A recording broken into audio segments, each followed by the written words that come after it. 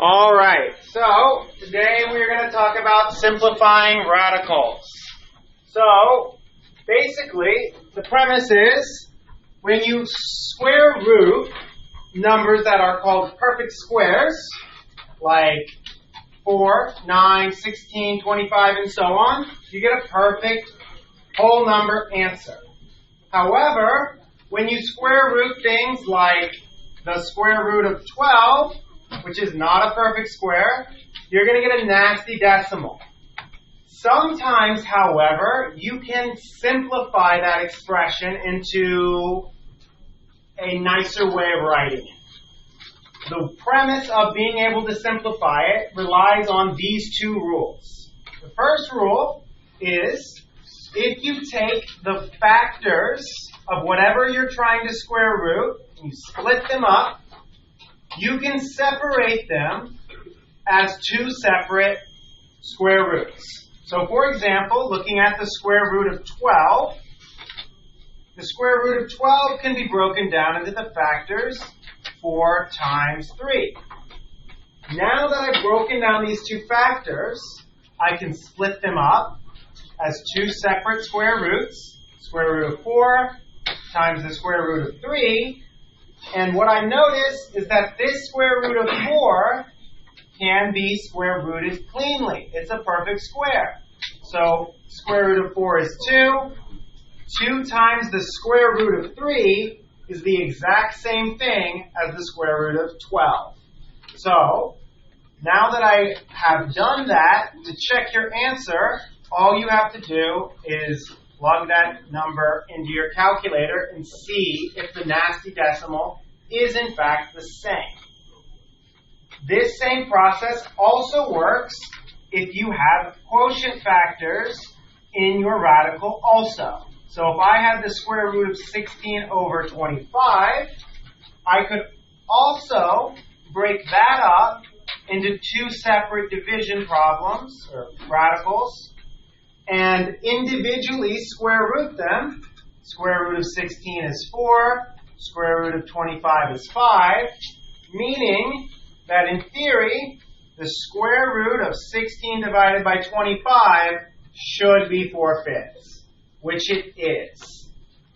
This can be a bit of a convoluted process, but at the end of the day, it's not that big a deal because on your test, you're going to get questions like this, where they ask you what expression is equivalent to 4 root 147.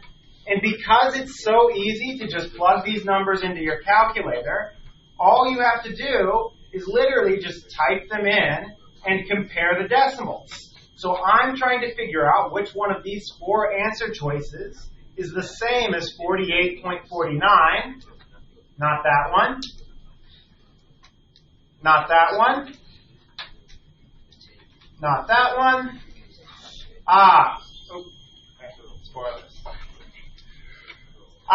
28 root 3 is the exact same as 4 root 147. However, it's still going to be something important for you to be able to do by hand. So the way you'd actually figure out how to break this 147 into separate radicals is by dividing by perfect squares. So I'm just going to go through one at a time and divide by all my perfect squares until I see 147 successfully break down into two whole number factors. And finally, at 49, you can see that the factors of 147 are 49 and 3.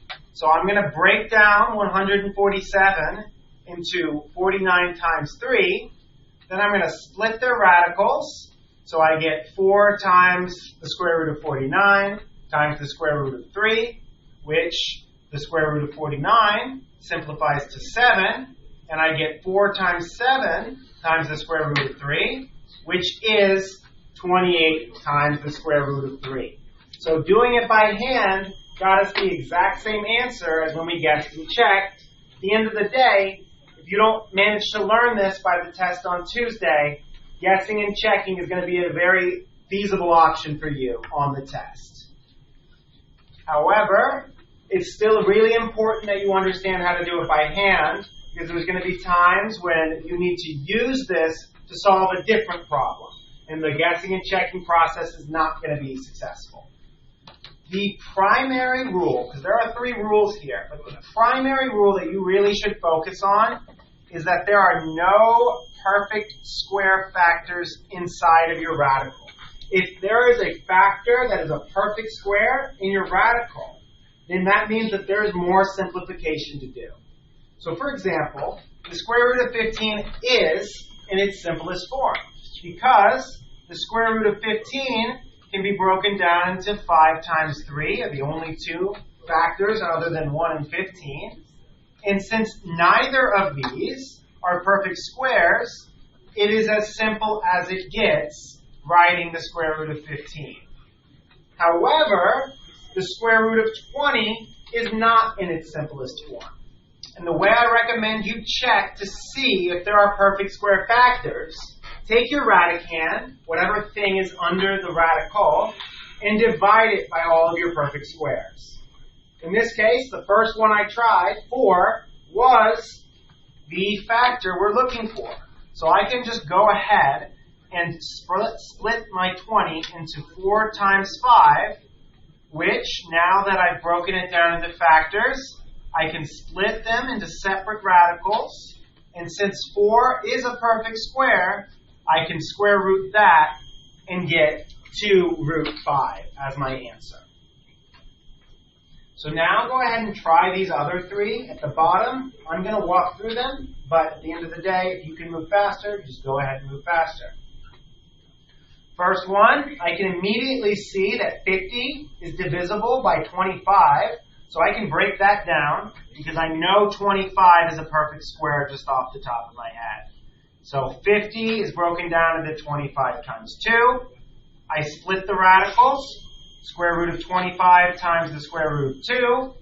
Square root of 25 is 5, so my answer is 5 root 2.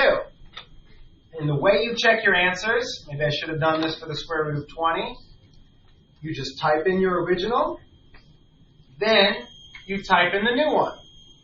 In this case, we got the exact same answer. We're going to continue this process for number 2.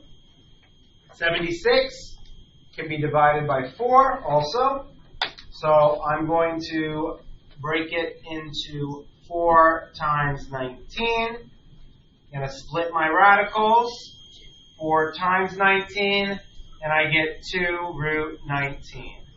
And again, check your answer. Square root of 76, 2 times the square root of 19. Excellent. The last one, 112. Just going to go through my perfect squares.